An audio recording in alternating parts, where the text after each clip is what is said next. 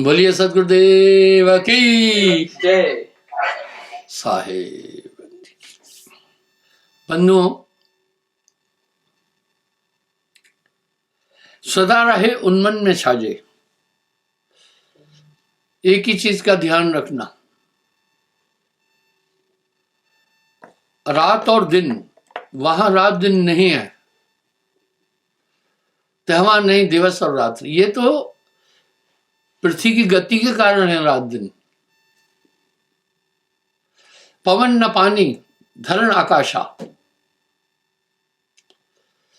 जहां पवन पानी नहीं, धरती आकाश नहीं, हजारों शब्दों ने साहब ने उसका उल्लेख किया है। मरामी हो सो जाने संतु, ऐसा देश हमारा है। अब उन्मन में क्या रहे, कर से कर्म करे विधनाना। बहुत आसान रास्ता साहब ने दिया। सहज मार्ग कहिए, विहंगम मार्ग कहिए, वाह, भृंगमता कहिए, सार शब्द मिशन कहिए, ये सब साहब की शिक्षा का एक प्रारूप है। और वो अलग अलग नाना पंथ अलग अलग तरीके से इसको अपना अपना काम चला रहे। खैर कोई बात नहीं, अपन आगे चलते हैं। सुर शब्द में रहे समोई, कहे कभी गलतान रही। सुमरण का समय क्या है? आप ये नहीं कहो कि कोई इसके लिए विशेष समय है, नहीं। नानक जो निश्चिन भजे, रूप राम तह जान, हरिजन हरि अंतर नहीं, नानक साची मान। ये श्वास श्वास करना। आप कहें फिर काम कैसे करें? अरे भैया देखो, सभी काम करते हुए भी तो आपका चिंतन चलता रहता है। आप बहानाबाजी न ढूंढो कि गृहस्थ आश्रम में है। साहब ने दोनों के लिए परमार्थ का रास्ता बताया है। और इसको गोस्वामी जी भी कह रहे हैं, कहो भक्ति पथ कौन प्रयासा। ऐसा नहीं है कि जमीन पर पांव नहीं रखना और हवा में ही रहना, ऐसा नहीं बताया। कुछ ऐसा नहीं है कि एक टांग पे खड़े होकर के सुमरण करना, नहीं है, ऐसा नहीं है। कहीं ऐसा नहीं बताया कि भूखे रह करके भजन कर, बिल्कुल नहीं। आपको कहीं ऐसा नहीं बताया किसी कंदरा पहाड़ और जंगलों में जाकर भक्ति करना, बिल्कुल नहीं। ऐसा कुछ नहीं है। ठाड़े बैठे पड़े उताने, कहे कबीर हम उसी ठिकाने। ये खड़े बैठे लेटे कभी भी सुमरण हो सकता है। लेकिन दुनिया के अजीब लोग हैं। एक भोले ने, नादान ने मुझसे एक सवाल पूछा, गुरुजी हम जब शौचालय में लेटरिन के लिए बैठे भजन कर सकते हैं क्या, सुमरण? पहले मैं उसको बहुत ठीक ठीक से घूर कर देखा। मैं कहा भाई बात सुन, अगर 24 घंटे तुम्हारा नाम चल रहा है तो चलने दो, लेकिन अगर तुम ये सोचे हो कि लेटरिन में बैठकर ही नाम करना तो बेवकूफ, फिर तुमने गलत टाइम चुना है। तो साहब बड़ा साफ साफ बोल रहे हैं, ठाड़े बैठे पड़े उताने। अरे खड़े बैठे उल्टे पड़े नाम जपे सो परम सयाने। इसलिए आप बाकी किसी झंझट में नहीं उलझना। ये कहावत ये भी नहीं है कि स्नान करके तब नाम करना, नहीं, हमेशा वही जात है नाम की गंगा, जिसका जी चाहे नहा लो। इसलिए आपका विशेष एक ही काम है, आप कोई बहानाबाजी नहीं करो कि बाल बच्चों को पालना है। ये हवा अपनी खोपड़ी पर आप नहीं लादे घूमो भाइयों बहनों। खावता पीवता जागता सोता, कहे कबीर सुरहे में। याद रखना, जब आप सुमरण कर रहे हैं मन पूरा लाख हो जाता है और कहीं लाख हो ही नहीं सकता है। बड़े बड़े तपस्वियों के पसीने छुड़ाए, बड़े बड़े उपासकों के इसने पसीने छुड़ाए। हम सब ये बातें धर्म शास्त्रों में पढ़ते भी हैं भाइयों। इसलिए ये चलते फिरते जागते सोते सुमरण करो। क्या बात है, नानक देव जी ने फरमा दिया, नानक जो निष्दिन भजे, रूप राम तह जान, हरिजन हरि अंतर नहीं, यह नानक साची मान। तो कह रहे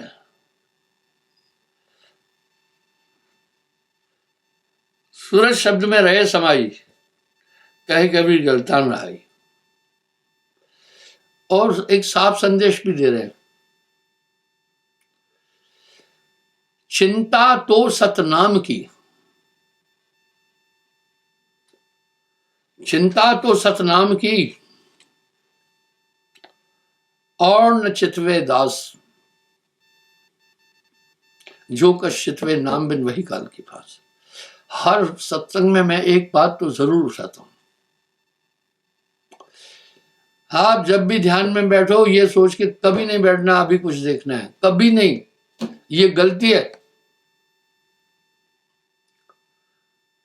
आप जब सुमरण में बैठे बस एक बात देखना, आप एकाग्र हो रहे हैं या नहीं, बस।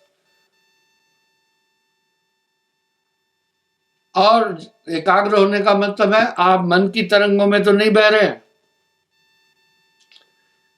आपके साथ क्या होता है जब आप सुमरण में बैठे, ध्यान में बैठते हो, आपका इरादा तो है मैं ध्यान में बैठूं, एकाएक आप कहीं बिटिया की शादी के लिए चिंतन शुरू कर देते हैं, कहीं 2 कमरे और बनाने के लिए आप चिंतन कर देते हैं, कहीं पुरानी बात याद आ गई, अपने विरोधी से बदला लेने के लिए सोचने में लग जाते हैं। आखिर आपका बैठने का मंतव्य क्या था, मकसद क्या था, इरादा क्या था? आपका बैठने का मात्र एक ही इरादा था कि मैं अपने अंदर प्रभु को, आत्मा को देखूं। भाइयों बहनों, आपकी दिव्य दृष्टि कहीं नहीं है, आपके ध्यान में है। दिव्य दृष्टि आपके ध्यान में है, सूरज से देख सकी वह देश, और वो ध्यान ही सब कुछ है। इसको संभालना, सूरज संभाले काज है, तू ना भरम भुलाए, मन सयार मनसा लहर बहे कतौ ना जाए। यही एक चीज का ध्यान रखना। क्या हुआ, उस समय तरंग आएगी, समुद्र में तरंग, पानी में तरंगे क्यों आ रही? वो पानी में जल में तरंग वायु के वेग से आ रही है। अगर उस समय आपके अंदर कोई और विचार उठ रहे हैं तो समझना यही मन है, मन बड़ा पछतो रहा है। इसके 4 रूप हैं, उसका एक ही मुद्दा है कि आप एकाग्र नहीं हो। इसलिए जब ध्यान में बैठे, एकाग्र बैठना, देखना कोई और चिंतन तो नहीं हुआ आपके पास, अगर है तो वो मन है। क्या बात है, साहब की वाणी चेतावनी है। चिंता तो सतनाम की, भाई चिंता तो सतनाम की, और न चितवे दास, जो कछ चितवे नाम बिन वही काल की फांस। और अगर आप एकाग्र हैं, काम बन गया। फिर यही चेतावनियां, यही डायरेक्शन साहब की वाणी में है, उसमें कोई तुकबंदी नहीं है। तन थिर, मन थिर, वचन थिर, तन थिर, मन थिर, वचन थिर, सुरत निरत थिर होए, कहे कबीर वा पल्क को कल्प न पावे कोई। बस यहां नॉर्मल शब्दों में साहब ने क्या कह दिया, मन की तरंग मार दे, बस हो गया भजन। आदत बुरी सुधार ले, बस हो गया भजन। यानी मन की तरंग सिर्फ मार दो, भजन हो गया। क्या है मन की तरंगें? मन की 4 तरंगें हैं। आप उन चारों तरंगों को देखना। मन की पहली तरंग है इच्छाएं होगी उस समय। आप उस समय एक बात का चिंतन करना कि अभी तो मैं इच्छा करने के लिए बैठा ही नहीं हूं। आप ऐसा नहीं करना कि ये बात भूले। एक आदमी था, बीवी ने कहा भाई बच्चे स्कूल जाना है, बाजार से सब्जी लाओ, आलू लाओ और प्याज, आलू लाओ। झोला लेकर आलू लेने खरीद निकल पड़ा। बाजार में घूमता रहा। एक आध घंटे बाद वापस आया, आलू नहीं लाया था, झोला बाजू में टंगा हुआ था। बीबी ने पूछा अरे आलू क्यों नहीं लाए? ओ बोला वो तो मैं भूल गया। बीबी ने कहा निर्बसिए, एक ही चीज के लिए तो तुम गए थे, अगर 10-5 चीज में एक छूट जाती तो ठीक था। एक ही आलू लेने तू गया था, वो भी भूल गया। बस आप भी वही काम कीजिए। सत्संग में बैठे ये मत भूलना कि बैठे क्यों हो। उस आदमी की तरह नहीं करना कि झोला टांगे टांगे घूमते रहना और खाली वापस आ जाना। अब यहां साहब क्या करें, मन की तरंग मार दे, बस हो गया भजन। क्या है मसला वो सुने,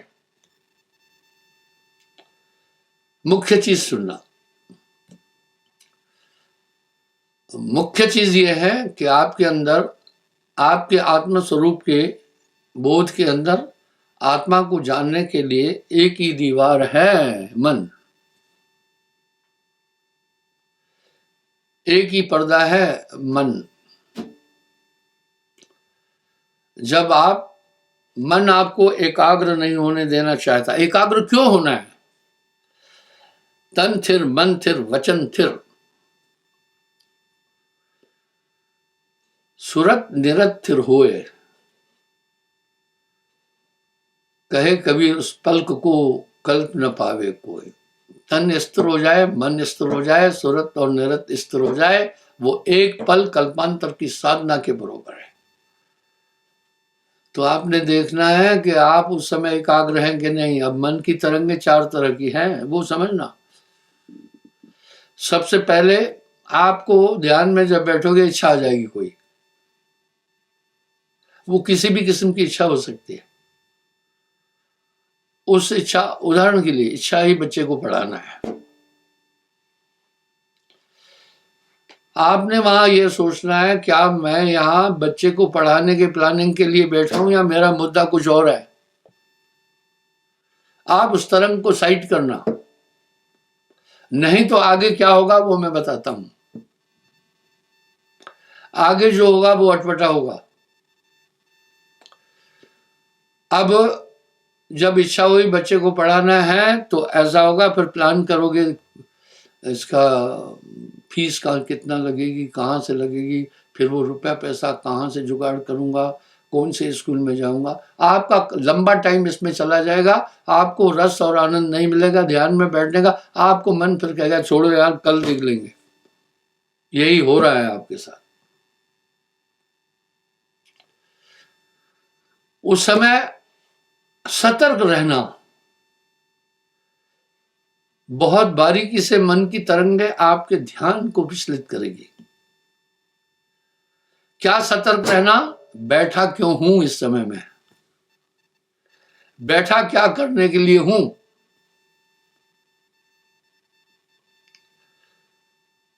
इस तरह कहीं चित्त उद्वेग कर देगा। वो क्या करेगा, एक तरंग आ जाएगी कि पांडे जी ने गाली बकी थी। अरे यार तुम अभी पांडे जी से झगड़ा करने बैठे हो या ध्यान करने बैठे हो, छोड़ो पांडे जी की बात, अपने काम में लग जाओ। उससे हटाओगे तो मन फिर एक हमला करेगा। मन का चौथा रूप अहंकार रहेगा। वो कहेगा आज बैठे बैठे थक गए, काफी देर हुई, कुछ मिला नहीं है, आज रहने दो, कल देख लेंगे, अभी जीना है बहुत। वही बात हो जाएगी कि साहब ने कहा काल करे सो आज कर,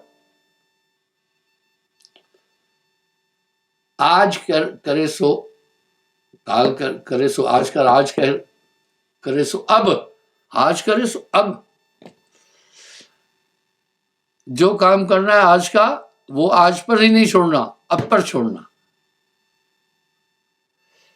काल करे सो आज कर, आज करे सो अब, पल में पड़ रहे होत है, बहुत करेगा कब। वाह भाई साहब का एक दुआ था। एक मनचले ने क्या बोल दिया, काल करे सो परसों कर,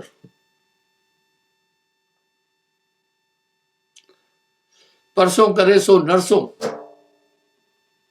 जल्दी जल्दी क्यों करता है, जीना है अभी बरसों। वाह भाइयों, एक बात याद रखना, इस जिंदगी का कोई भरोसा नहीं है। काल खड़ा सर ऊपरे,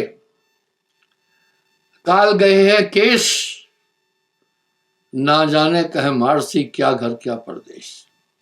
आप जिंदगी का भरोसा मत करना, आपकी ये कीमती श्वासें जा रही है, जिस श्वास में नाम नहीं वो मन पकड़ के ले गया, जिस श्वास में नाम लिया वही सार्थक है। क्या बात है। चिंता तो सतनाम की, चिंता तो सतनाम की, और न चितवे दास, जो कुछ चितवे नाम बिन वही काल की पास। ऐसा मुद्दा रखना। आप जैसे कहीं जा रहे हैं, तो आप मान लो आप दिल्ली जा रहे हैं, आपको याद रखना है दिल्ली क्यों जाना है, आपका सिद्धांत क्या है वहां, बस वो याद रखना। इसी तरह जब ध्यान में बैठना है तो ये याद रखना आप क्यों बैठ रहे हैं ध्यान में। तो लक्ष्य ये है कि मैं एकाग्र हो जाऊं। मन बुद्धि चित्त अहंकार के निग्रह के बाद जो बाकी बचता है वही तो आत्मा है, वही तो आत्मा है।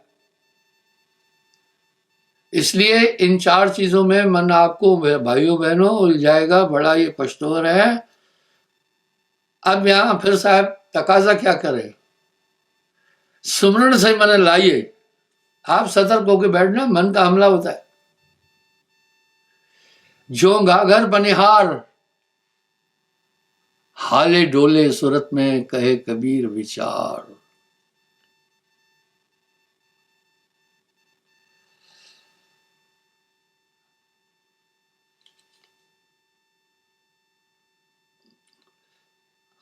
वो पानी भरने वाली जो पनिहार है, माताएं बहनें अक्सर राजस्थान और पहाड़ी इलाकों में पानी की किल्लत होती है, तो 4-5 सखियां मिलकर जाती है। हाले डोले सूरत में, कहे कबीर विचार। सखियों के साथ बातचीत भी करती है, जमीन भी देख रही, ऊंची नीची तो नहीं है, सुरती घड़े पर है। इसको फिर साहब क्या कह रहे हैं, वाह, खावता पीवता जागता सोवता, कहे कबीर सो रहे माही। हमेशा सुमरण में रहना है। जो नित्य सुमरण में है उसका काम बन जाएगा।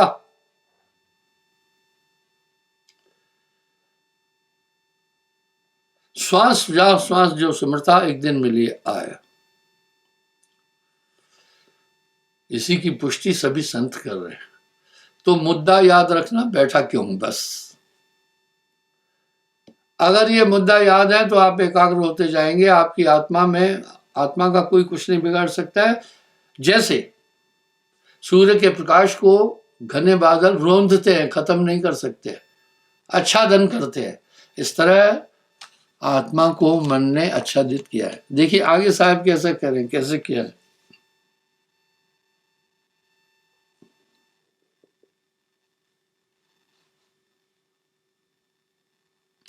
बहुत दिवस का सूता जागा, खोल कपाट नाम सो लागा। धन सतगुरु जिन राह बताई, कहे कबीर सब विपत मिटाई। वाह नाम मिला तो सब मिला, अंतर रही न हेत।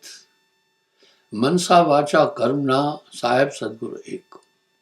अगर आपकी सीट रिजर्व है ट्रेन में या प्लेन में, आपको चिंता की बात नहीं, पर आपकी सीट रिजर्व है। पर आपको क्या करना है भाई, स्टेशन पर पहुंचना है। आपकी टिकट कंफर्म होने के बाद भी आपका एक काम बनता है, स्टेशन पर आपको पहुंचना है और समय से पहुंचना है, और अपने डब्बे में अपनी सीट पर बैठना है। आपको कोई नहीं रोक सकता।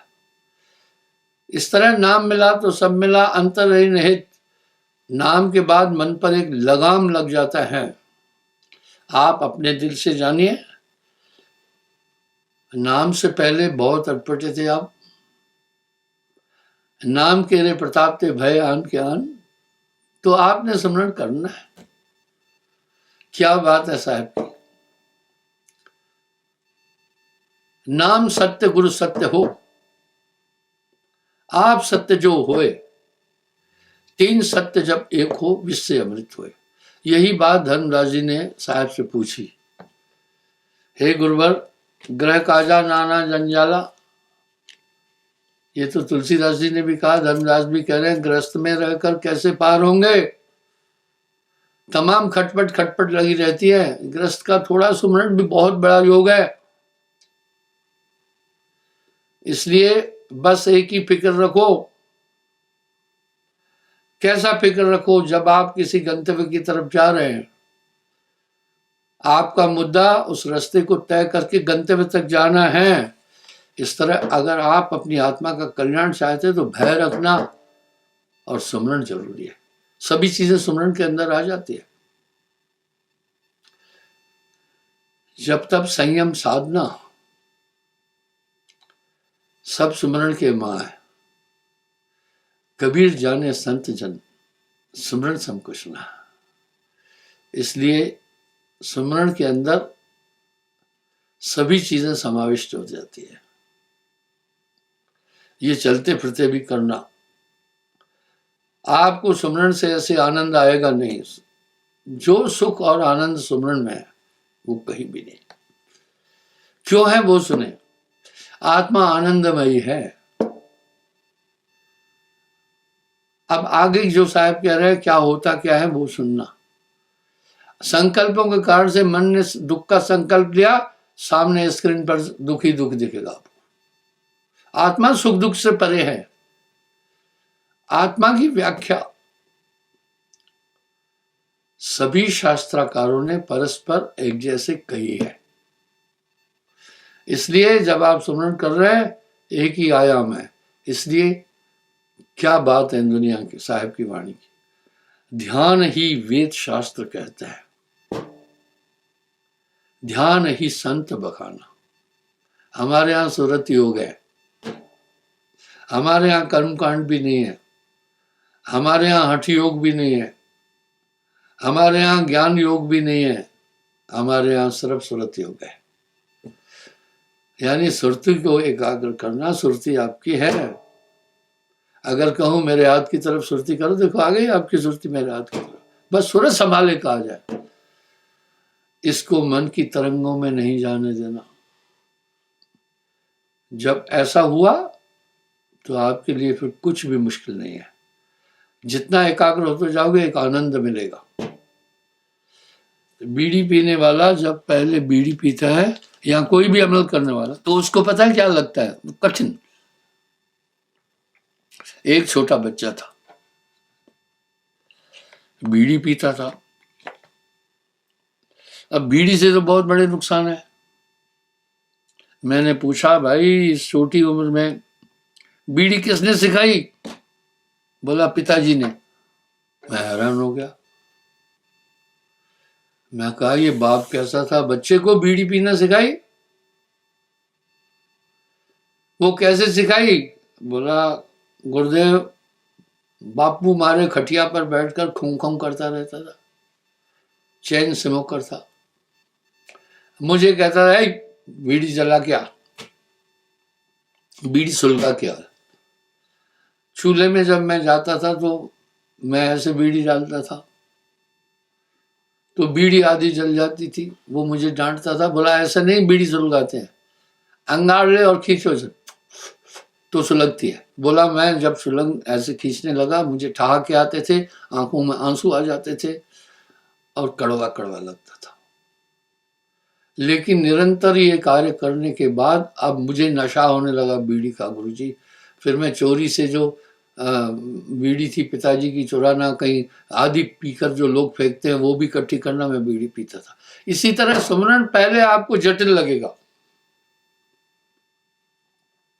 पहले आपको लगेगा मुश्किल है, नहीं है मुश्किल, मन को मुश्किल लगेगा। मन आपका बैरी है, मन कभी नहीं चाहता कि आप सुमरन करें। इसलिए मन की तरंगों से बचना। सुमरन को भाइयों बहनों कभी नहीं भूलना।